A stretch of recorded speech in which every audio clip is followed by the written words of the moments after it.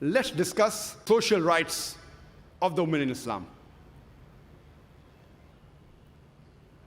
I have broadly divided the social rights of women in Islam into 4 subcategories. The rights of the daughter in Islam, the rights of the wife in Islam, the rights of the mother in Islam, and the rights of the sister in Islam. First, we'll discuss the rights of the daughter in Islam. The Quran prohibits the killing of any female child or female infant. The Quran says in Surah Takwir, chapter number 81, verse number 8 and 9, that when the female child is buried alive, and when she's asked, for what crime was she killed? Quran prohibits the killing of female children and female infants. The Quran does not only prohibit the killing of female infants, it prohibits the killing of all infants, all children, whether male or female.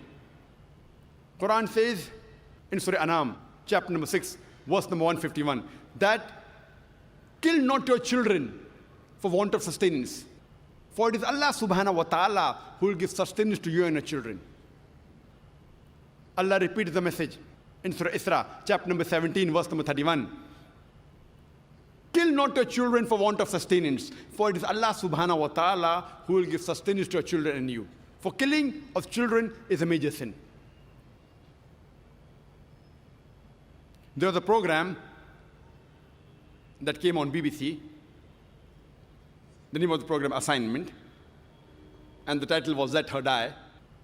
There was a British reporter by the name of Emily Beckonen, who comes from UK and does a survey of India, and she says that every day more than 3,000 fetuses are being aborted in India after they are identified that they are females.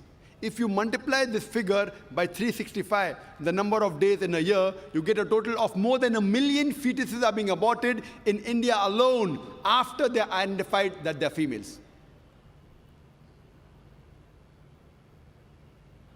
And according to the Tamil Nadu government hospital report, it says out of 10 female children born alive in the Tamil Nadu government hospital, 4 are put to death.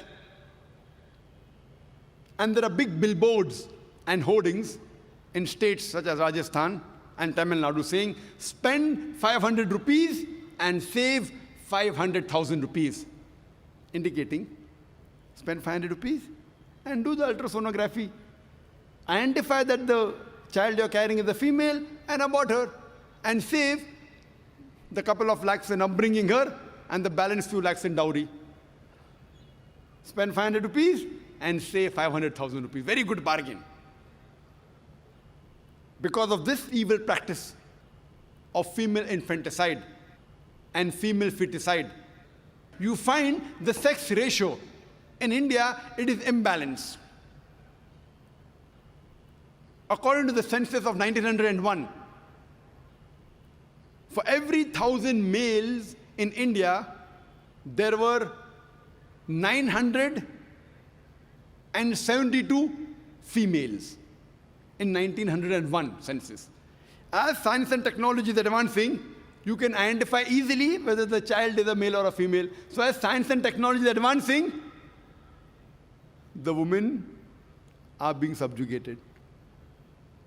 According to the census of 1981, in India, for every 1,000 males, there were 934 females. According to the census of 1991, for every 1,000 males, there were 927 females. You know, science, technology advancing, women are being subjugated. As I told you, the Western talk of women's liberalization is nothing but a disguised form of exploitation of body, deprivation of honor, and degradation of a soul. If this evil practice of female infanticide and female feticide stops, even in India, in the next few decades, the male and the female ratio, inshallah, would become equal. Allah subhanahu wa ta'ala, our great almighty God, does not only prohibit the killing of female children, it even rebukes the thought of a person becoming sad at the news of a female child. Quran says in Surah Nahl, chapter number 16, verse number 50 and 59, that when news is brought to one of them of the birth of a female child, his face darkens and he's filled with inward grief. And he starts thinking that should he let her live in contempt or should he bury her alive? Ah, what an evil thought. The Quran rebukes the thought of a person becoming sad at the news of a birth of a female child. Leave aside killing, even becoming sad at the news of a birth of a female child. Allah subhanahu wa ta'ala does not like it. He rebukes it. Our beloved Prophet Muhammad sallallahu alaihi wasallam, he said, it's mentioned in Sahih Hadith, volume number 4. The beloved Prophet said that anyone who upbrings two daughters with love and affection till they grow up, they'll be as close to me as these two fingers on the day of judgment. And he kept both his two fingers together. There's another Sahih Hadith in which the Prophet said that anyone who upbrings two daughters with love and affection till they grow, they shall enter Jannah. Our beloved Prophet Muhammad sallallahu alaihi wasallam, he did not only talk about equality, he actually practiced it. Once there was a man who kissed his son and placed him on one of his laps, but did not do the same for his daughter. The Prophet objected and said that the man was unjust. He should have even kissed his daughter and placed her on the other lap.